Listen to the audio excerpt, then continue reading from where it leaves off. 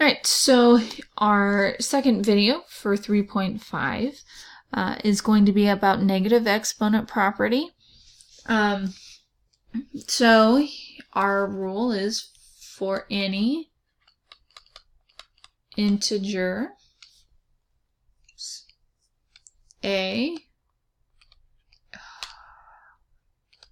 and m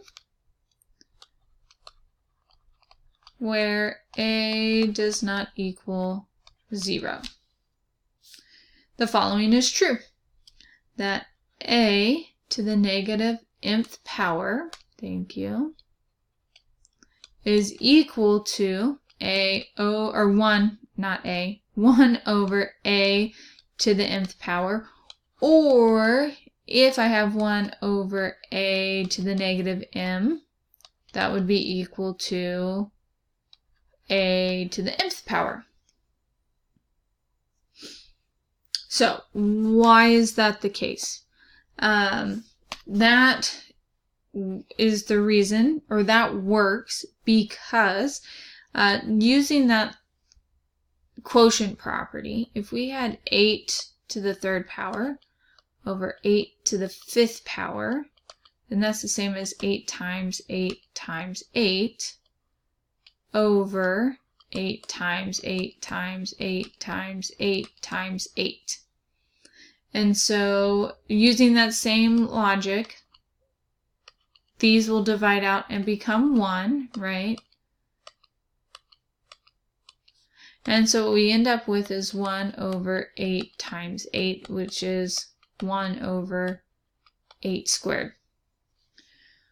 And so if I were to do this using the quotient rule, I'd end up with 8 to the 3 minus 5, which is equal to 8 to the negative 2. And since this came from that, then I know that this is the same as 1 over 8 squared. Now, this is why that is the case, but this is also the reason why I told you that in our 3.4 video that for now we were going to do the subtraction from, top minus bottom.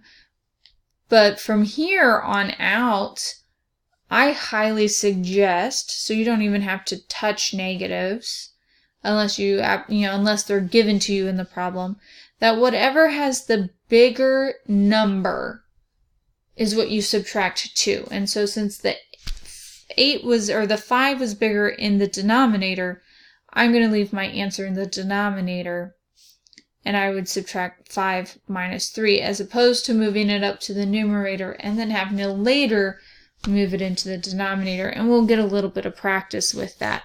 The thing with negatives is if it is negative in the numerator, we're going to move it to the denominator and make it positive. If it is negative in the denominator, we're going to move it to the numerator and make it positive. So I had a teacher friend who would basically state that if we are being bad in one room, then we're going to move to a different room to become good. So it's kind of like when you're bad in the classroom, you get sent to the office to become good, or to get that change of scenery. Anyway, so ours is if we're bad upstairs, then we move downstairs and become positive. If we are bad downstairs, then we move upstairs to become positive. That's one way to imagine it, to think of it. So, example 2. A. Here, it becomes your choice. If we're going to work with the negatives, then I need to do 8 minus 11. And so I would do 2 to the 8 minus 11, which will give us 2 to the negative third power, which would be equal to 1 over 2 cubed. And again, this isn't 2 times negative 3. This is 2 to the negative third power, so I have to rewrite it as a fraction putting 1 over it. Now, that's one way to do it. The other way to do it is to say, oh, well, 11 is bigger than 8, so I'm going to, nothing's left in the top, so it'll become a 1, and do 2 to the 11 minus 8 on bottom, which will give us 1 over 2 cubed. It's your choice on which version you would like to do. Again, totally up to you. Oh, excuse me. I prefer the bottom one just because then I didn't deal with a negative at all. All right, so I am going to use our skills from down here. The second way I did it when we go through C, but I guess really I should go to B first because alphabetical order. All right, so when I look at B, I'm going to do 100 divided by 200 first. So that's going to be 1/2. And I don't know why I can't draw a straight line on this slide. And then I'm going to, I notice that 75 is bigger than 50, so I'm going to do B to the 75th power minus 50 on bottom, because I know it's already going to move to the bottom. And so we end up with 1 over, I'm so glad that could go away, 2 times B to the 25th power, and that is our final answer. Again, you could do the 50 minus 75 on top and then move it to the bottom. That's perfectly fine. We get the same answer. All's gravy. So here I'm going to do that same thought process. Where is my number bigger? So 5 is bigger than -3, so my A's I know are going to stay in the bottom, and I'm going to do 5 minus a -3. And I highly suggest that when we're working with negative exponents that you write this out, which is part of the reason why I was having you write things out with the easy ones, because seeing these signs makes this easier. 7 is bigger than 2, so B's are going to be up in the top, and we're going to have 7 minus 2 in the top. Whereas for my C's, 7 is bigger than 5, which is in the bottom. So on the in my denominator, I'm going to do 7 minus 5. And so my numerator is going to be B to the 5th power, because 7 minus 2 is 5. My denominator, I'm going to have A to the 5 minus a -3 is going to become 5 plus 3. So I end up with A to the 8th power.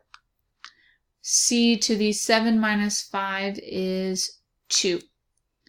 And so then that is our final answer. And again, if you want to move them all to the top and then deal with negatives later, that is fine. But I highly suggest with these negative exponents,